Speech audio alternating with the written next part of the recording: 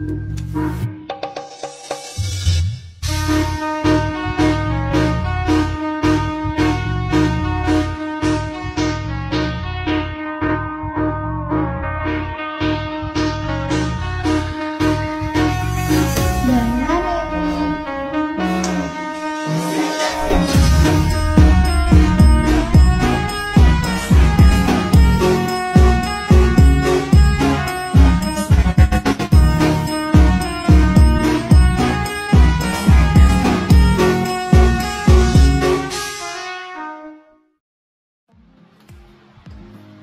saya ialah James Anak Anyau, dilahirkan dalam tahun 1970-an dulu, yaitu bulan Mac tahun 90-an, semasa zaman komunis dulu itu, bawah serang oleh Nazi komunis. Dan saya dulu dari keturunan yang miskin, ya, di Sungai Murun Julau di Kiwak.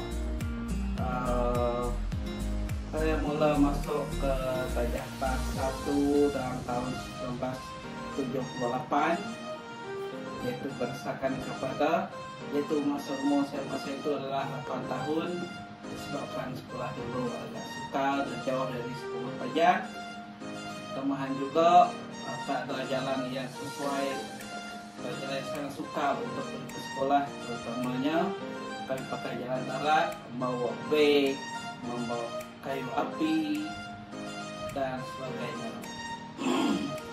Saya di SK Rangamurun dulu lebih kurang dari tahun 1 hingga tahun 6 bersama dengan orang-orang kampung. Itulah pada masa itu kami di tahun 1 selama lebih kurang 12 orang, 6 perempuan, 6 laki-laki. Ya, sekolah dulu sangat susah karena meja tidak ada, kami hanya menyerap di lantai saja, lantai tanah. Ya, masa itu. Oke, saya belajar dari di SK Rangamurun dari tahun 1978 hingga tahun 40-an. Ya. Kemudian masuk ke sekolah menengah tahun 1984 atau 83 itu sehingga 88 3 kali 5 jadi di SMK Julau. Ya, kami dulu ada menduduki perusahaan UBSR, bukan itu saya, PMR, dan menengah atau api sijil nak pelajaran masa itu. Sampai di kelima kami ada ujian awam, yaitu SPM sijil pelajaran spesial, di mana saya dapat grade 2 lah masa itu. Saya ada option saya masa itu adalah sains, ya, adalah sains tulis. Ya. Selepas habis tingkat 5, saya bekerja di kantin sekolah, yaitu operasi sekolah di SMK Julau. Kalau saya dibiayai oleh guru-guru masa itu. Oke, saya bekerja di kedai koperasi selama 2 tahun, gaji lebih kurang RM450 lah masa itu. Setelah itu, setelah perusahaan SPM keluar, maka saya berhenti bekerja di kedai itu dan saya menganggur di rumah lah, tidak dapat menyambung pelajaran. Dulu saya ada tawaran ke Musikal Malaysia, tapi akibat tidak ada uang, maka saya menolak tawaran itu. Maka saya tidak dapat hadir ke Temuduga masa itu, karena tidak ada uang, miskin masa itu. Setelah itu saya balik ke kampung, bekerja sebagai kuli lah, menurut getah, menanam padi, dan juga menurut ibu bapa kerja-kerja kasar lah, ya, masa itu. Pada tahun 1991 saya pun berkahwin dengan saya sekarang, melahirkan lebih kurang 5 orang anak sehingga hari ini. Ya, lepas itu lepas kahwin saya pun mau pergi kerja ke laut, ke Nusi, ke Indonesia, ke laut seperti itu. Lepas itu tahun 1994 maka saya memohon untuk masuk maktab, maka saya pun dapat masuk maktab di maktab sains Bintulu. Masa itu dalam aliran sains, saya maktab kurang sains Bintulu. Saya khusus masuk maktab selama saya itu 2 tahun setengah, sebab itu adalah maktab yang segera pinjaman daripada Universiti Pertanian Malaysia, dipinjam oleh mata kuruan sains dulu. Setelah itu, setelah habis di situ, saya pun pergi mengajar sekolah pertama saya lah di ITSK Lok Pusang, Ulu Belaga, ya, Sungai Baloi, Sarawak. Ya. Sekolah yang paling jauh di Malaysia tu, masuk di Sarawak, yang paling jauh tu. Ya. Saya mengajar itu selama lebih kurang 3 tahun. Setelah mengajar di sana, setelah tahun 2000 saya pun berpindah ke Sungai Balik, iaitu SK Nangkain. Selama 5 tahun mengajar di sana, saya pun berpindah ke SK Lubasam. 5 tahun juga mengajar di Lubasam. Saya mengajar aliran sains lah masa itu. Jadi di Lubasam saya mengajar 5 tahun. Setelah 5 tahun saya pun berpindah ke SK Nangan Selangor sehingga hari ini. Saya mengajar di sana selama lebih kurang 14 tahun sudah mengajar di sana. Lama dan penjat di sana lah. Saya akan penjat pada tahun 2026. Saya ambil pilihan saya adalah saya mengambil perkhidmatan 56. Umur saya 56 lah. Jadi saya tidak sampai 60 untuk pencen wajib lah. Saya hanya 26 sejak umur 1, saya pun 26 saja. 56 umur. Sepatutnya saya pencen tahun 2030. Sepatutnya saya pencen, tapi saya ambil 2026 lah. Okey.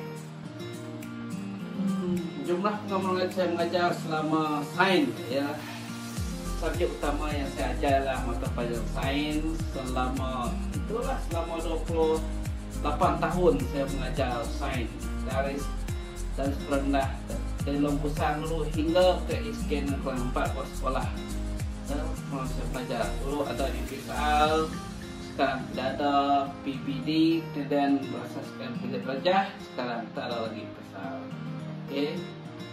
Subjek yang selain daripada sains saya ajar adalah matematik, pernah moral, tiap-tiap tahun mengajar moral, PJK, sekolah rendah, ya. Itu saya pernah ajar, ya. Sijil sedulah sijil perguruan asas, ya. Hasil sijil perguruan asas, ya. Beserta mengajar sekolah rendah lah. Okey. Matlamat dan inspirasi saya jangka pendek ialah agar murid-murid yang saya ajar belajar sungguh-sungguh, meminati pelajar saya rela agar boleh dapat menerima apa yang saya ajar, mengikut berbagai-bagai cara demi untuk murid memahami apa isi pelajaran. Jangka panjang pula saya berharap guru-guru, saya sebagai seorang guru mengharapkan hasil atau impak hasil dari pembelajaran saya dan murid berjaya lah untuk masa depan mereka sehingga mereka sampai ke universiti, agar murid saya minat dalam bidang sains, ya. Sains sangat penting pada hari ini untuk memajukan sebuah negara. Memang sains amat penting, ya. Dan juga pemikiran sains, berfikir aras tinggi pun melibatkan subjek sains, ya, kebat, ya.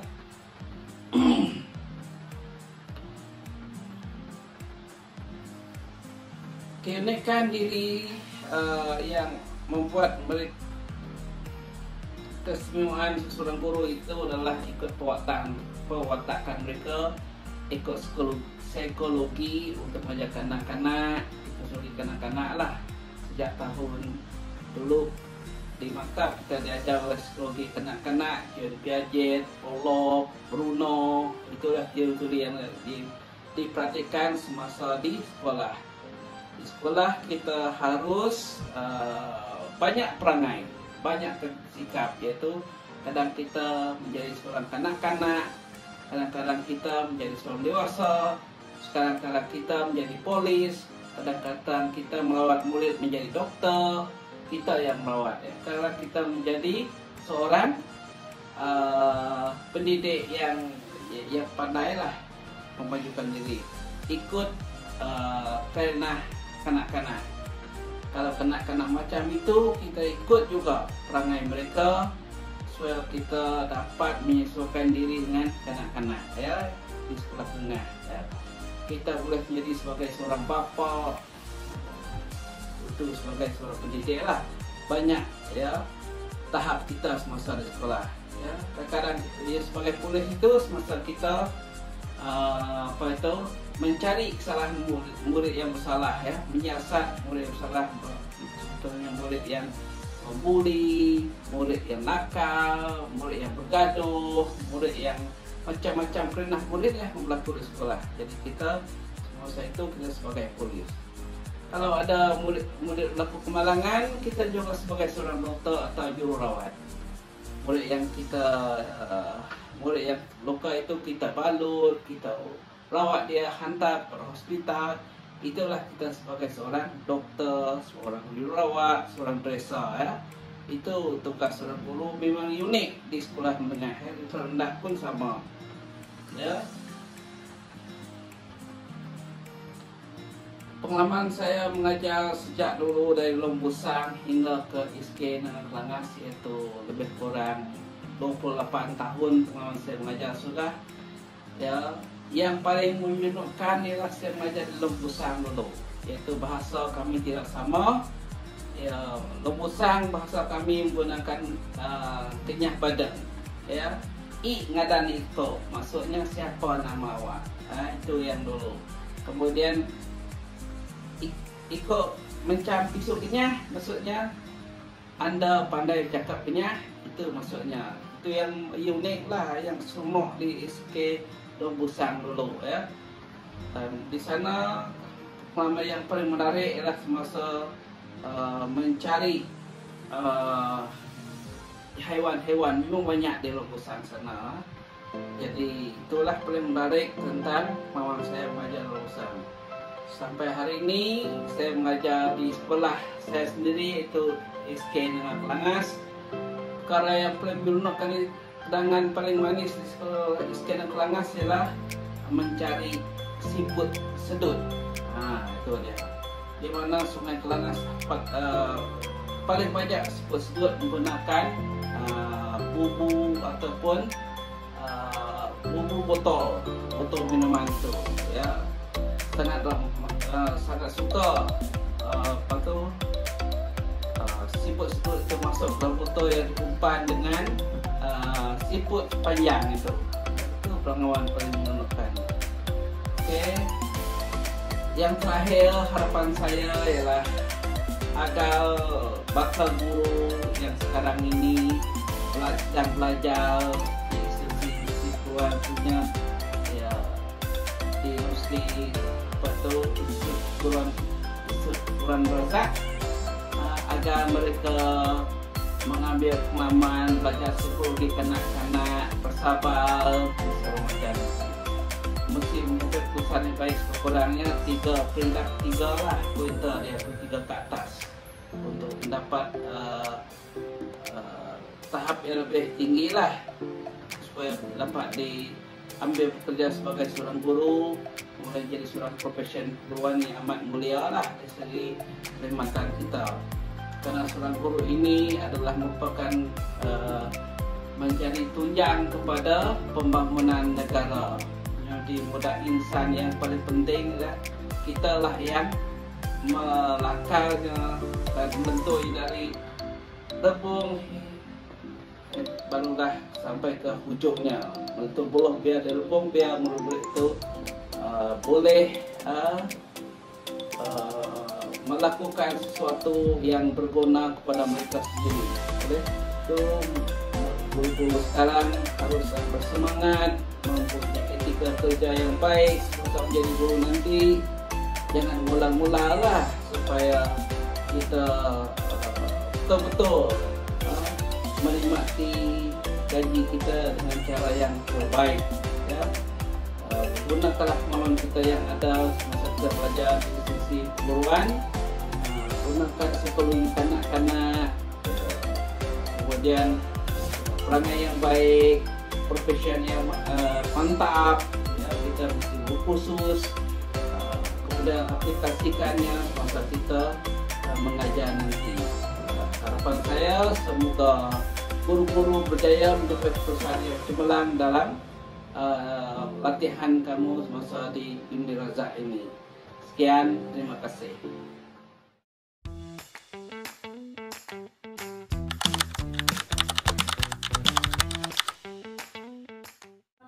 Saya ucapkan kepada cikgu yang merupakan cikgu yang kami ingin membuat hari ini. Jadi mula-mula saya ingin memperkenalkan diri. Nama saya Denisha James. Nama saya Evelyn. Dan nama saya Ibudia. Nama saya Amina. Nama saya Agnes. Nama saya Alicia. Jadi kami ingin mengucapkan terima kasih kepada cikgu kerana ingin ditembubuat oleh kami untuk kami membuat kami punya assignment. Jadi sebelum kita mulakan dengan kami ingin menanyakan dengan cikgu macam mana cikgu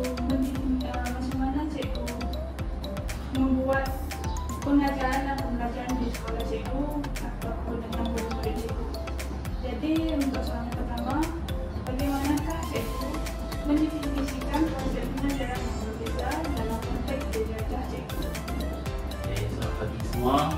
Jadi terima kasih karena sudi ikut saya untuk dibual oleh bakal guru yang akan datang. Jadi soalan tadi memang baik untuk adik-adik bakal guru yang akan menjadi suatu hari nanti supaya lebih mudah kepada pengajaran ini. Ya. Pengajaran tetap berbeza yang sering berlaku dalam kelas ialah guru mengajar murid dengan menggunakan kemahiran yang sama, tetapi kaedah yang berbeza. Ikut yaitu di mana murid yang pandai menggunakan kaedah yang lebih menjabal, menjabal minda mereka, manakala murid yang sederhana atau lemah menggunakan kaedah yang lebih amat mudah untuk senang dipahami oleh murid. Yang pentingnya di sini semua kaedah itu memang 3 kaedah, yaitu aras tinggi, aras menengah, dan aras rendah. Ya. Jadi untuk itu konsep tadi ialah kita mengajar murid yang sama tapi cara yang berbeza. Latihan dia pun berbeza. Okey, itu dia mengenai konteks perbezaan ini. Okey, mari saya lanjutkan dengan soalan yang kedua. Apakah strategi khusus yang cikgu gunakan untuk melaksanakan pengajaran yang berbeza? Strategi yang biasa digunakan di sekolah adalah kandungan yang memang sama, tapi terpaksa diubah mengikut kemampuan murid, terutamanya bagi 3 peringkat itu, pandai, sederhana dan lemah. Jadi murid-murid itu murid pintar, murid sederhana dan murid lemah, dan cara penyampaian juga perlu berbeza. Itu juga latihan juga berbeza. ABM dia pun berbeza juga. Itu kaedahnya. Okey, itu saja untuk soalan saya dan saya lanjutkan dengan saudari Evelyn. Okey.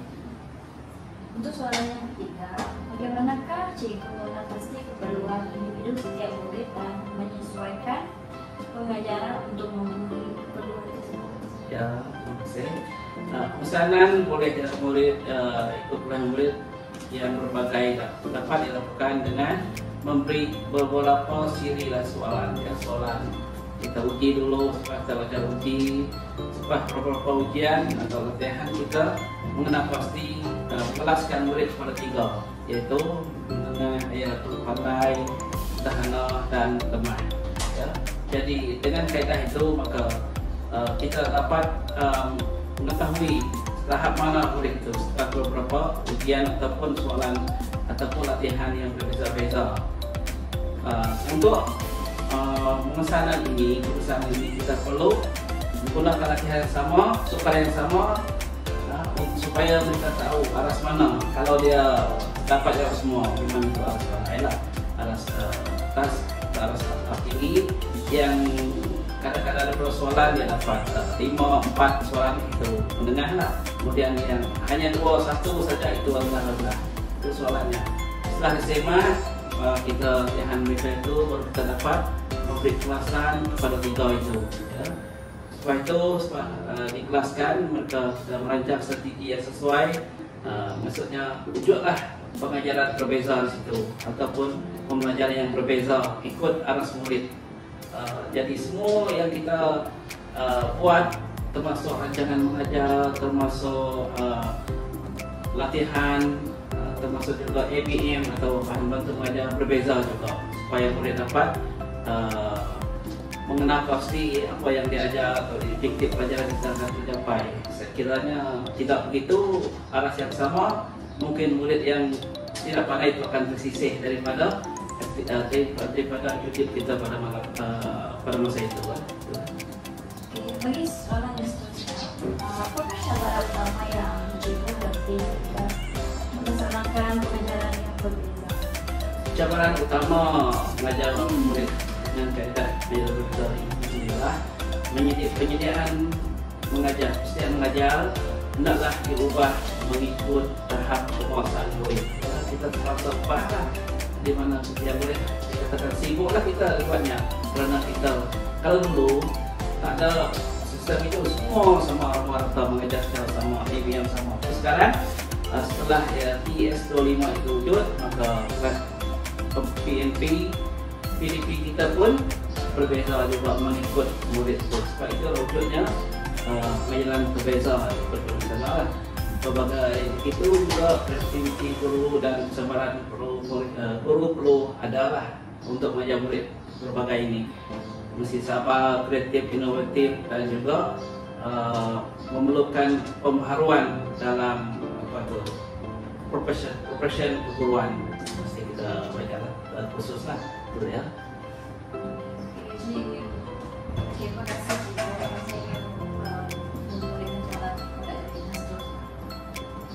Jadi soalan seterusnya, bolehkah cikgu berkongsi contoh praktikal pelaksanaan pengajaran yang berbeza yang berjaya dalam bilik belajar Jihan? Okey, terima kasih atas soalan adik.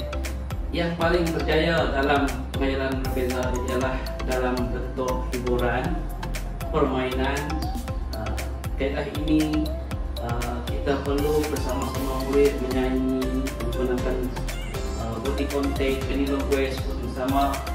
Jadi dalam pengajaran ini kita perlu banyak cara, ya, berbagai cara, termasuk psikologi kita, termasuk juga ucapan kita. Ya. Permainan berdasarkan tajuk pelajaran dan teknik penyuluhan yang mudah dipahami oleh murid. Ya. Kita boleh faham apa yang kita tanya dan apa yang diajar oleh kita, barulah kita berjaya dalam melaksanakan pembelajaran berbeza ini. Seterusnya, bagaimanakah cikgu memastikan bahawa setiap murid kekal terlibat dan bermotivasi walaupun pendekatan pelajaran mungkin berbeza? Terima kasih. Kita perlu menggunakan stimulasi yang menarik, ada lucuan, berbentuk permainan, hiburan yang perlu melibatkan semua murid. Guru juga perlu memberi soalan awalan yang mudah dan mencabar, perlu dijawab sebelum habis proses pengajaran pembelajaran. Murid yang berjaya menjawab soalan mungkin akan diberi motivasi, hadiah ataupun kata-kata pujian kepada mereka supaya mereka lebih bersemangat. Terima kasih Cikgu. Saya akan menyampaikan kepada Abigail untuk selamat pagi Cikgu. Untuk soalan yang seterusnya, pada pandangan Cikgu, sejauh manakah pengajaran yang berbeza memberi kesan kepada kecemaran Abigail? Terima kasih atas soalan ini.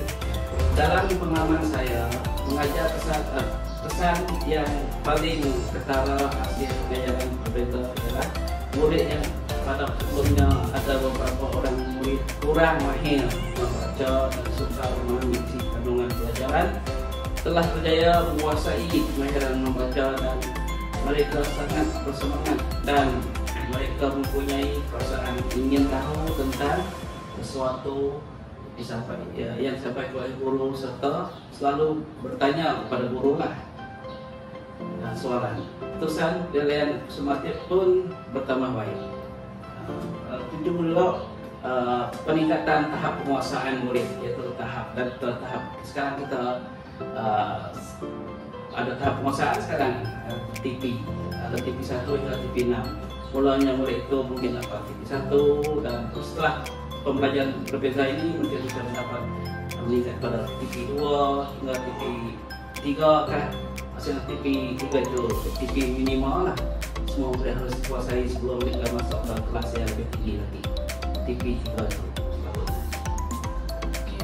Seterusnya, apakah jenis sokongan atau sumber yang Cikgu perlukan untuk melaksanakan pengajaran yang berbeza dengan lebih berkesan?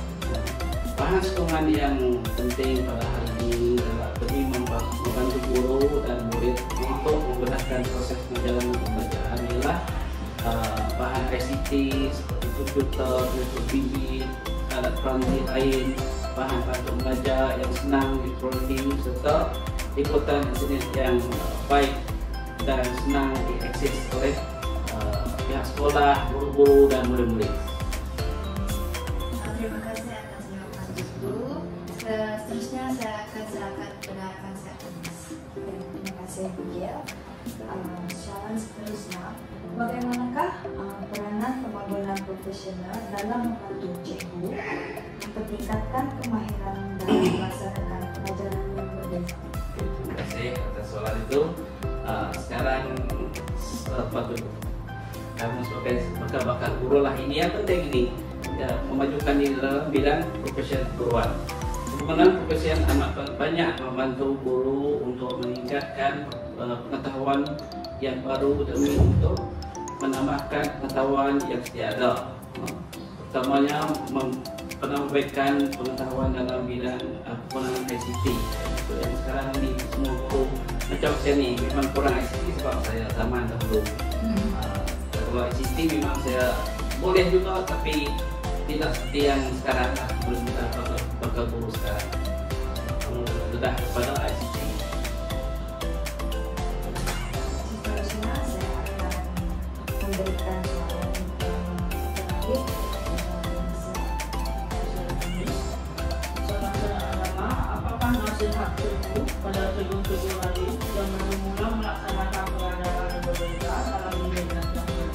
Terima kasih. Jadi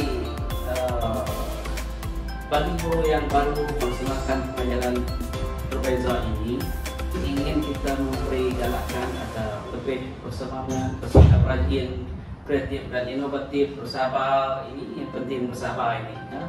Sebab murid-murid sekolah kerana mereka bermacam-macam, sangat nakal dan mereka mungkin nasihat kita ataupun teguran kita mungkin tidak dapat mereka terima dengan baik. Mereka memang nakal. Okay? Sentiasa ingin menunjukkan diri dengan sesuatu yang baru demi untuk menjayakan misi dan visi guru dan murid dan seterusnya memberi impak yang besar kepada pembangunan insan dan di negara kita ini. Baiklah, terima kasih kepada rekan-rekan yang disini dan Cikgu kerana sedia bersama untuk diterima oleh kami pada hari ini. Kami sangat menghargai atas perkongsian pengalaman Cikgu pada hari ini dan berharap dapat berdua Cikgu dengan sehat. Terima kasih. Sama.